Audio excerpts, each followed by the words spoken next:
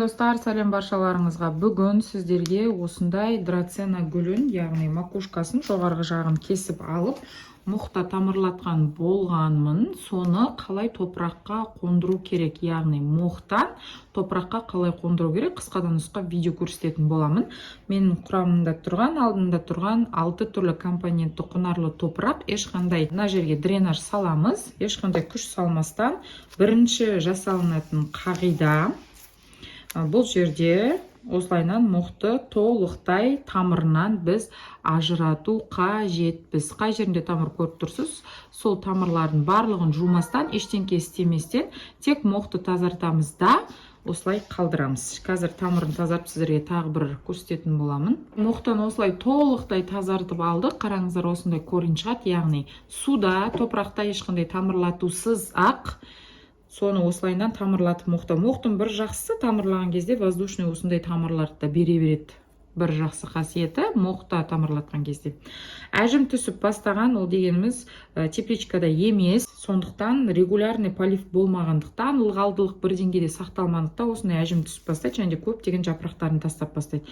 Одан қорқудың қажеті жоқ, драцена күтімді қатты қажет ететін гүл емес, жаңалап жапырақтарын барын шығара береді. Екінші бір минусы мұқта тамырлатқан кезде сушка болуы мүмкін, яғни мұқ тез кебетін болғаннан кейін, теплицада болмағаннан кейін мынан ұштарын бәрі осындай сарғайып қараятын болады.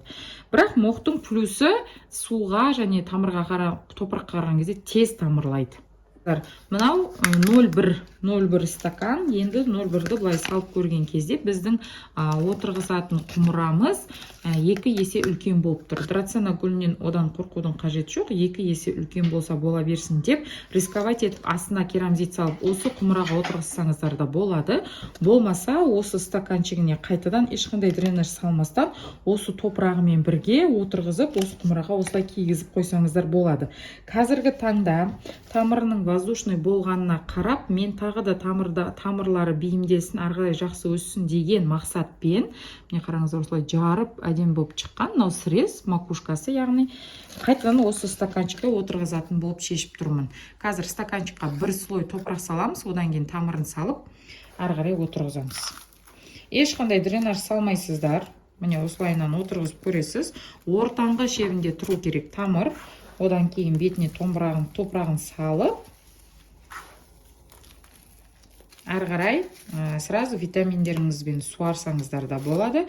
Болмаса жай тұндырылған сумен суарсаңыздар да болады. Осылайынан ешқандай тревога жасамастан, ештеңке істеместен, стресс сыйламастан гүлге осылайынан құлап кетпес үшін өстіп құмыраның ішіне салып қойып, арғарай аптасына 2 рет суару арқылы тамырын тез шығарып, және де өскіндерін шығарып алсаңыздар болады. Бұл мұқтан топыраққа қолайлы методпен ауыстыру тәсілі болып есептеледі. Келесі видеода кездескенше қош сау саламатта болыңыздар.